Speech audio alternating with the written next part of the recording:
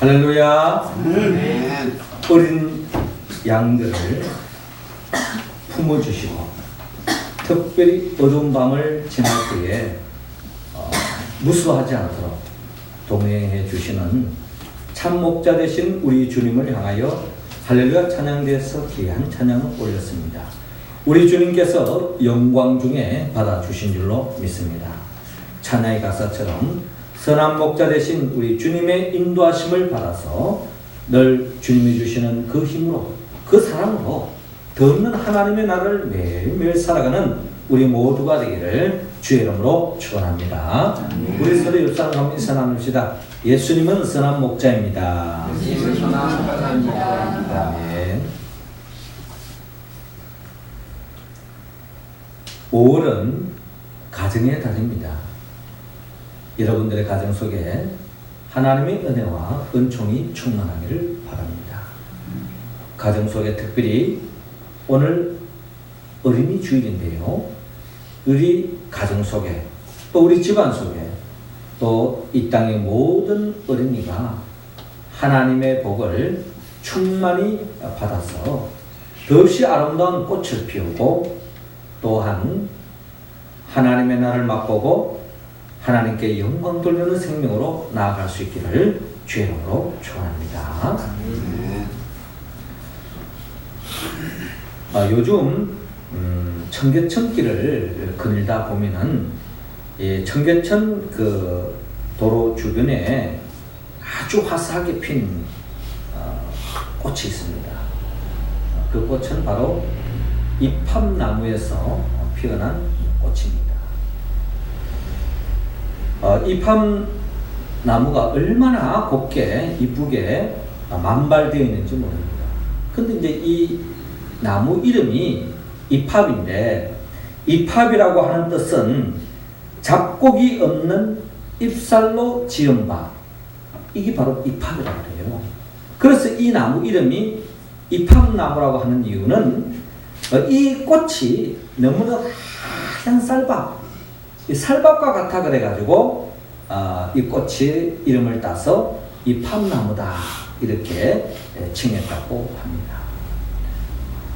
그래서 이 청계천 5월쯤 되어지면 지난주까지만 하더라도 그냥 설렁했는데 5월이 되니까 아주 그냥 하얀 쌀밥처럼 하얗게 피어있는 이팝나무를 볼 수 있었습니다.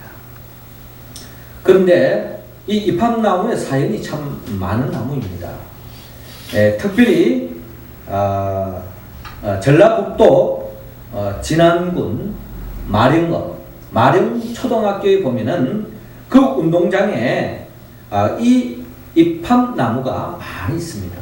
그래서 이 이팝나무 나이가 한 300년 정도 되어지는데요. 이 이팝나무의 이 군락이 되어 있는 이 지역을 천년 기념물로 정했다고 합니다.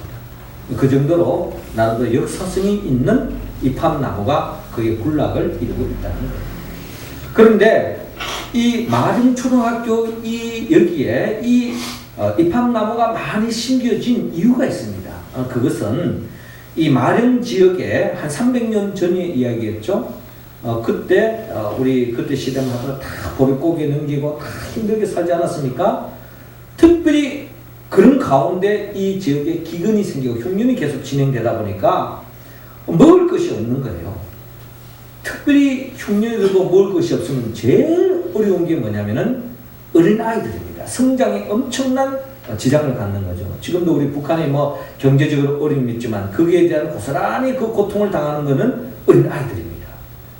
그때 당시에도 이 먹을 양식이 없고 먹을 것이 없다 보니까 특히 이 갓난아이들, 막 태어난 아이들이 어머니의 그 젖을 먹고 이렇게 생존할 텐데 이 어머니들이 먹을 것이 없으니까 젖이 안 나오는 거예요. 그러니 이 애들도 먹을 것이 없고 젖이 안 나오니까 이 애들이 다 죽어갔던 것입니다.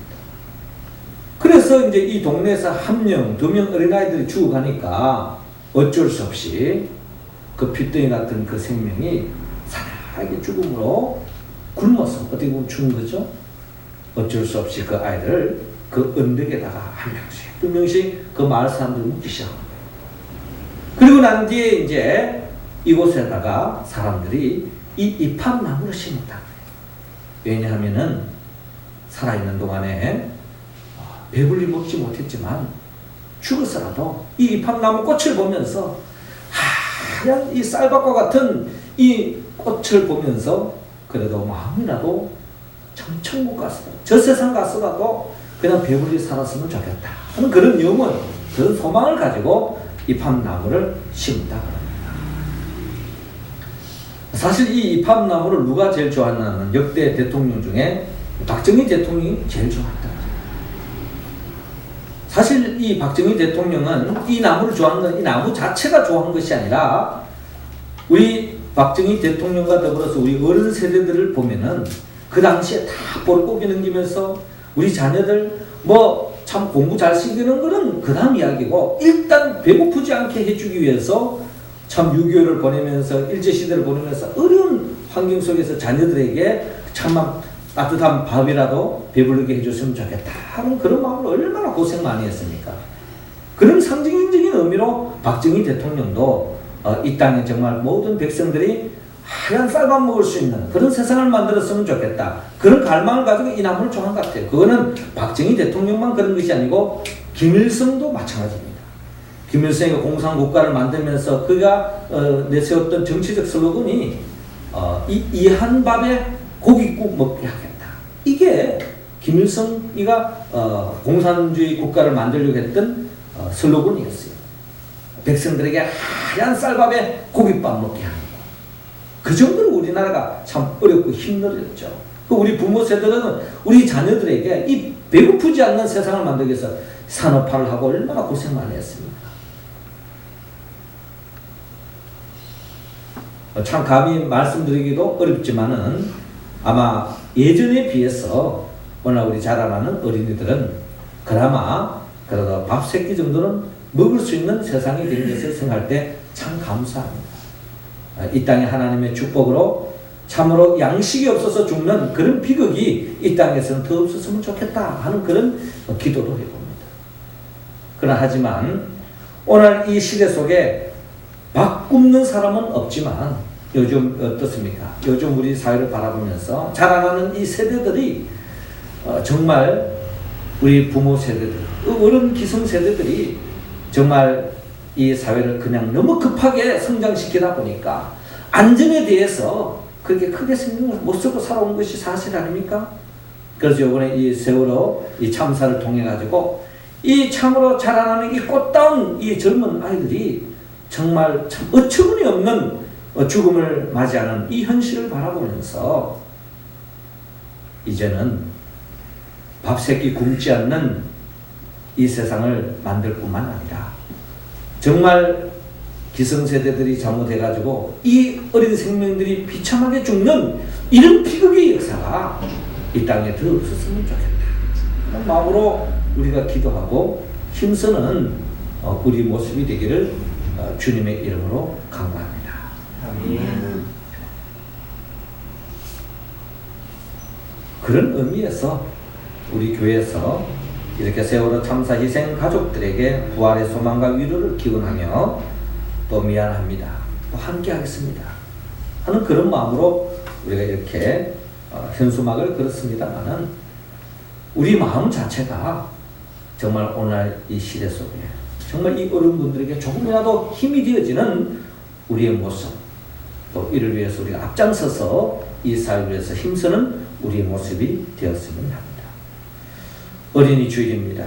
자라나는 세대들, 이들에게 더없이 이 땅의 비극의 역사를 맛보지 않도록 우리는 힘써야 할 것입니다. 1889년 역사를 바꾸는 두 아이가 태어났습니다.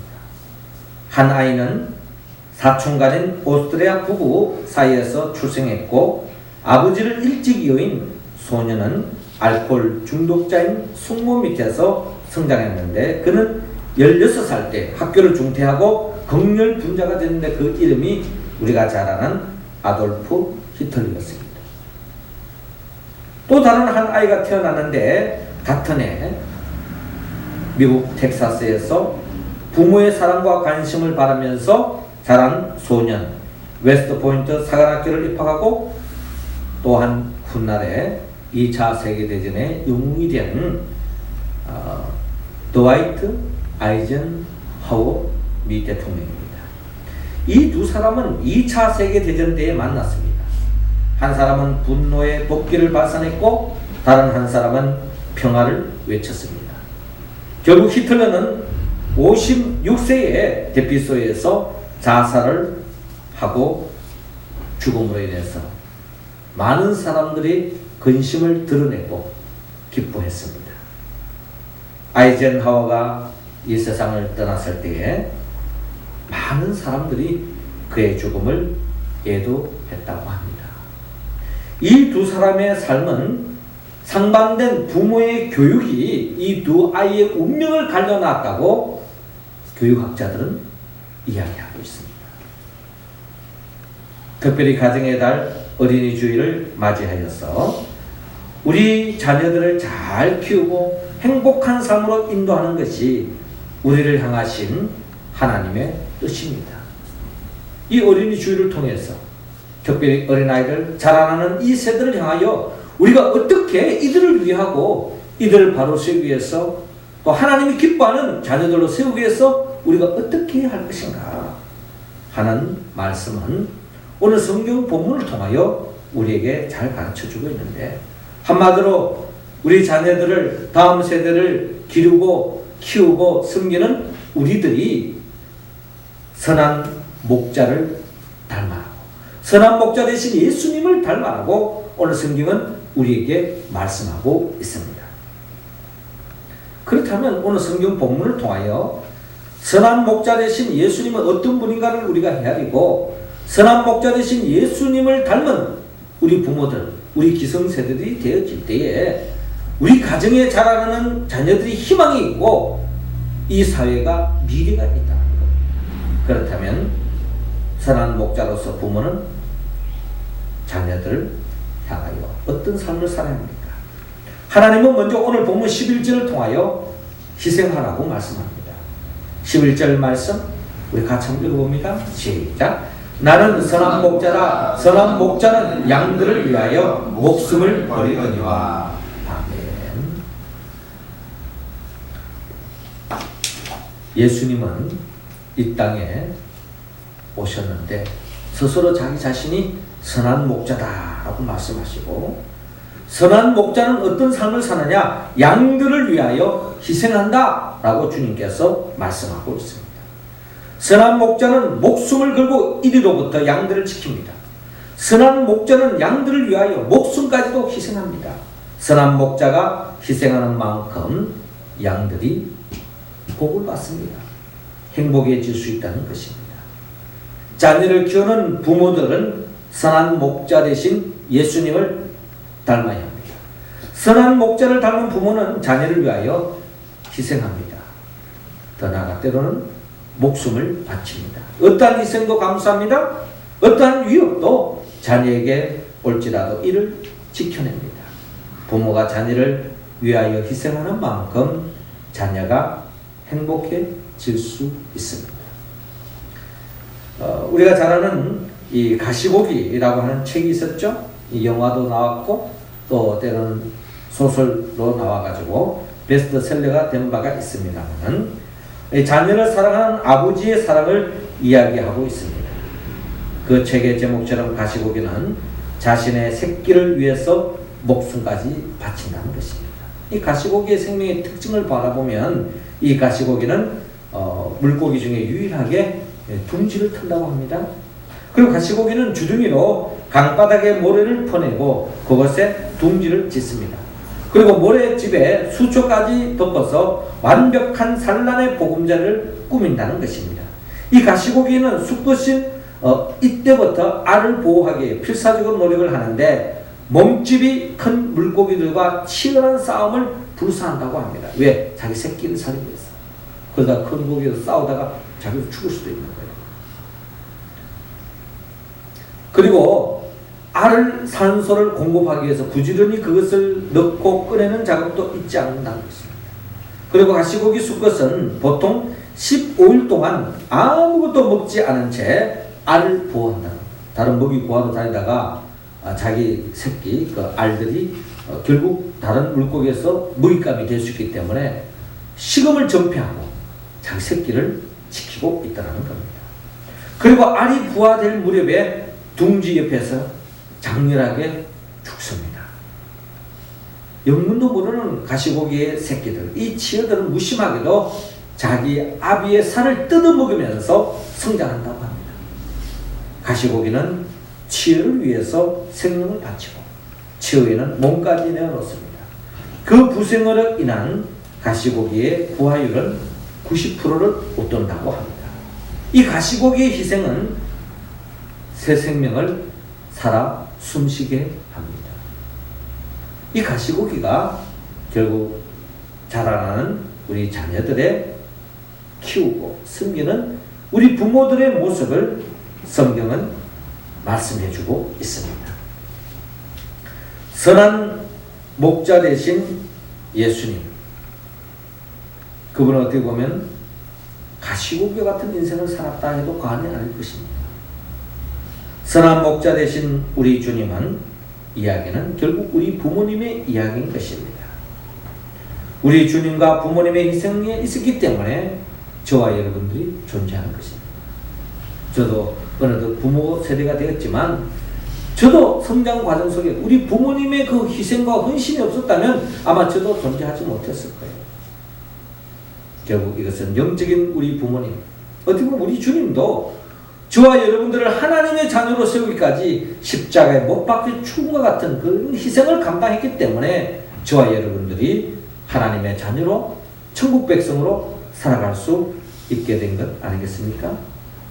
그렇게 본다면 주님의 희생을 맛보았다면 우리도 선한 목자 같은 삶을 살아서 우리 다음 세대들을 위하여 어떠한 희생도 감수하며 살아가는 그런 우리 모습이 되기를 주의 이름으로 축원합니다. 이어서 주님은 선한 목자로서 우리 부모는 자녀를 어떻게 키워야 하느냐, 오늘 보면 14절 중심으로 사랑하라고 말씀합니다. 14절 말씀 우리 할렐루야 찬양 배우들 읽어주시기 바랍니다. 시작. 나는 선한 목자라. 나는 내 양을 알고 양도 나를 아는 것이지. 아멘. 나는 선한 목자라. 나는 내 양을 알고 양도 나를 아는 것이라고 기록되어 있는데요. 선한 목자 되시는 예수님은 양들을 잘 알고 있습니다. 양들을 알므로 양들을 사랑하고 있습니다. 사랑은 서로 알면서 시작되어집니다. 아는 만큼 우리가 서로 사랑할 수 있습니다. 우리가 남을 위하고 사랑을 섬기지만은 그 사람을 우리가 알지 못하면 온전한 사랑으로 다가갈 수가 없어요. 내가 아무리 맛있는 것이라 할지라도 상대방이 그게 좋아하지 않으면은 내가 아무리 맛있는 걸 대접하더라도 그게 온전한 사랑으로 전달되지 않잖아요. 그와 마찬가지로 아는 것과 사랑하는 것은 비례합니다. 많이 아는 만큼 더 사랑할 수 있는 겁니다. 주님은 우리를 다 알고 계시고 또한 우리를 사랑하셨습니다. 자녀를 키우는 부모도 선한 목자 되시는 예수님을 닮아야 하고 선한 목자를 닮은 부모는 자녀를 알아야 합니다. 자녀에게 관심을 가지고 자녀와 자주 대화를 가지고 부모가 자녀를 아는 만큼 사랑할 수 있고 사랑하는 만큼 자녀가 복을 받을 수 있다. 자녀를 아는 데서부터 출발해야 된다는 것입니다. 20세기가 낳은 세계적인 부흥사 빌리 그레함 목사님, 여러분 잘 아시죠? 이 빌리 그레함 목사님은 어떻게 보면 영적인 많은 사람들에게 영적인 좋은 영향을 끼쳤던 목사님이십니다. 그런데 이 목사님이 자라나는 그 어린 과정을 들여다보면 참으로 동네 사람들의 표현에 하면 눈살을 찌푸릴 정도로 아주 문제였다고 합니다. 저 아이는 커서 도대체 뭐가 되려나?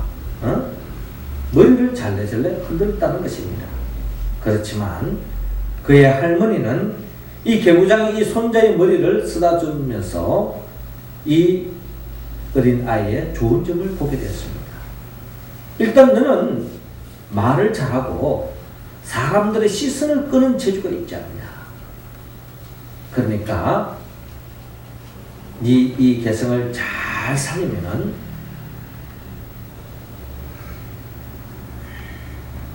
많은 사람들에게 좋은 영향력을 끼칠 수 있다 하면서 계속 머리를 쓰다듬어주고 좋은 점을 이야기해주고 그 좋은 점이 개발되도록 계속 칭찬을 아끼지 않고 또 그 할머니가 이 아들 빌리 그레이엄 목사를 향해서 어린 아이를 위해서 계속 지속적으로 기도했다는 것입니다. 그 결과는 여러분도 잘 아다시피 빌리 그레이엄 목사님은 전 세계의 복음의 사역자로 쓰임 받을 수 있게 됐다는 것입니다. 많은 사람들이 고개를 절레절레 흔들었지만 그러나 그의 할머니는 그를 알아봤고 그의 좋은 점을 알아봤고 그 좋은 점을 위해서 계속 기도하고 그것을 좋은 점 쪽으로 계속 발전시켜 나갔을 때에 시대를 걷는 영적인 거장이 될 수 있었다는 것입니다. 선한 목자를 닮은 부모는 자녀를 잘 알아야 되고 자녀의 좋은 점을 보고 이렇게 해서 우리가 칭찬해주고 격려해주고 또 때로는 품어주고 또한 기도해줄 때에 그 생명은 반드시 주님 안에서 잘 성장할 줄로 믿습니다. 모든 사람은 다 장점이 있고 단점이 있는 거예요. 그 장점을 보고 계속 지지해주고 기도해주고 칭찬해줄 때 좋은 역사가 일어날 줄로 믿습니다. 사랑은 아는 데서부터 출발한다는 것을 여러분 기억하시고 여러분들의 자녀를 잘 알고 그 좋은 점을 알아서 그 좋은 점을 계속 강조해주고 그것을 발전시킬 수 있도록 힘이 되어주는 진정한 사랑하는 우리 모두가 될 수 있기를 주의 이름으로 축원합니다. 마지막 세 번째로 오늘 본문 17절을 중심으로 선한 목자로서 부모는 자녀를 위하여 순종해야 된다라고 말씀하고 있습니다.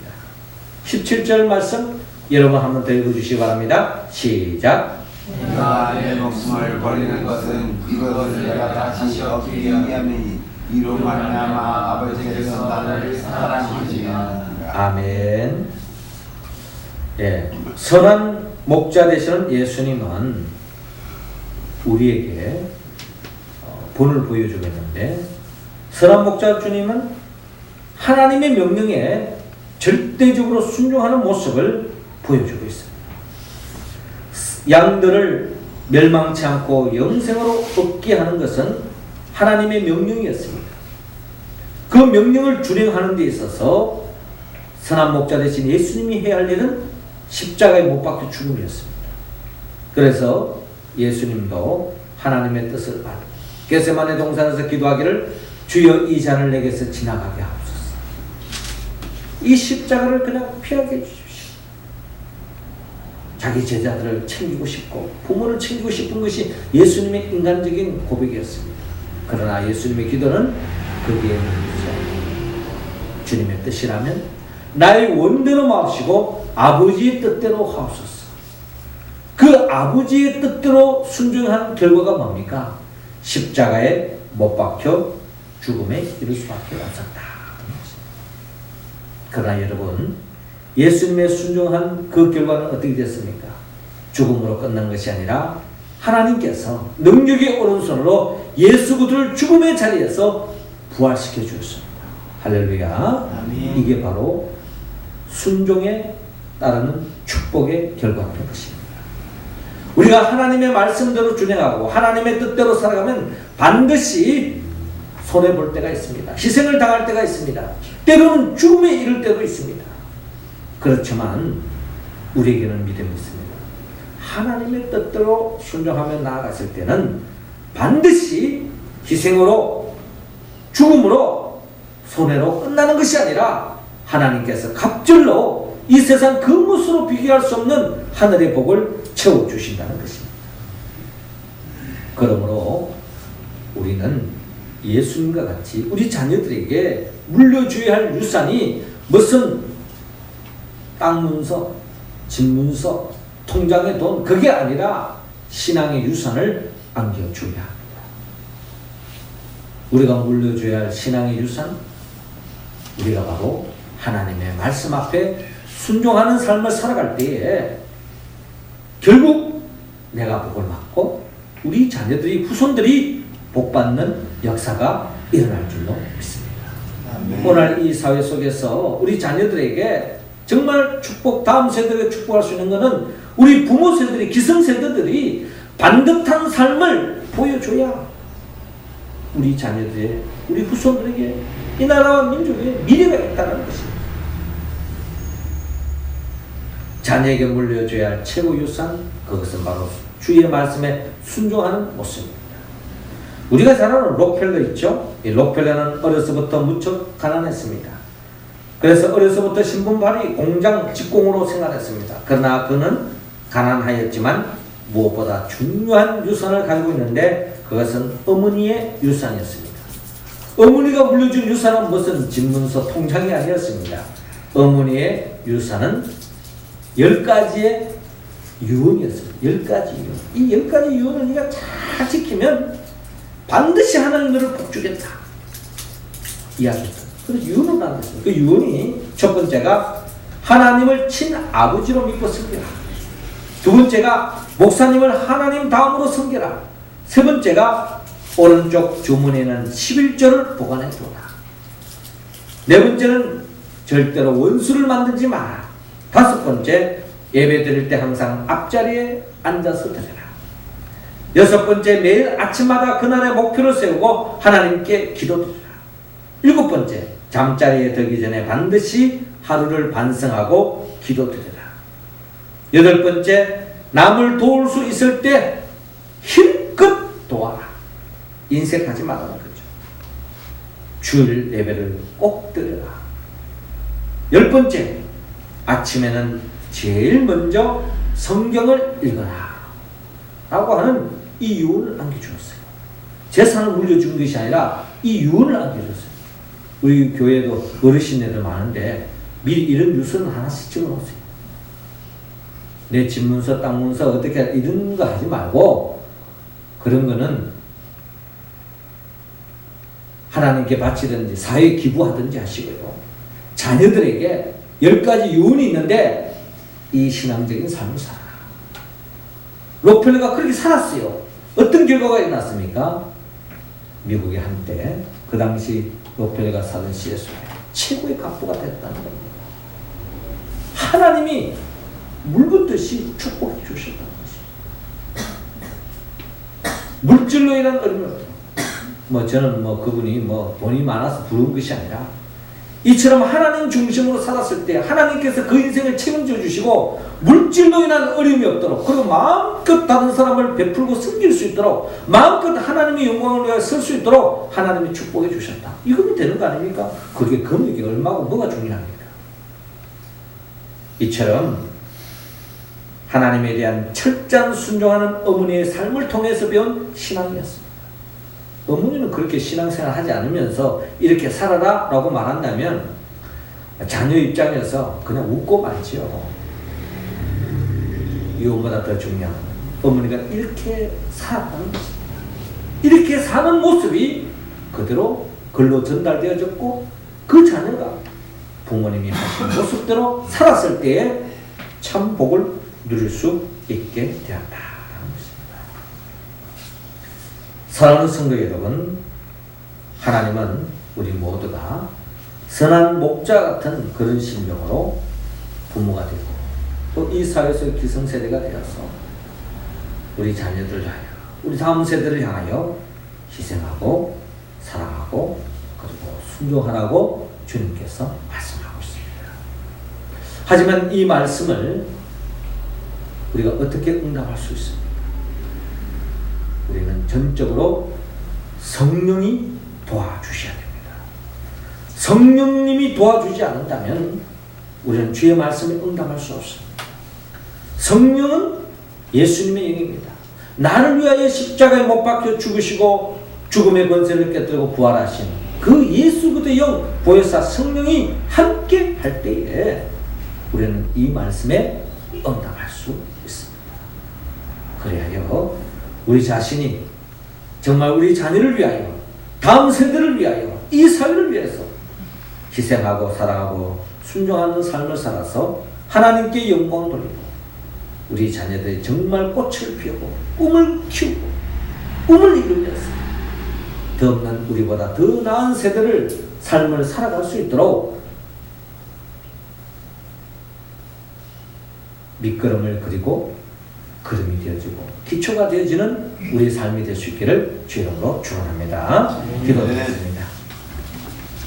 생명의 명 보혜사 성령님이시여, 이 시간 우리 모두에게 성령의 기름을 부어주시되 목자의 영을 허락하여 주옵소서.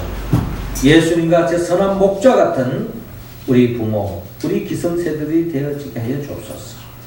우리 자녀를 위하여, 우리 다음 세대를 위하여 희생하고 사랑하고 순종하는 모습을 보여줄 수 있도록 인도하여 주시옵소서. 더없이 이 땅에 하나님의 나라를 세우고 행복한 가정을 세워가는 우리 모두가 되게 하여 주옵소서. 예수님의 이름으로 기도드리옵나이다. 아멘.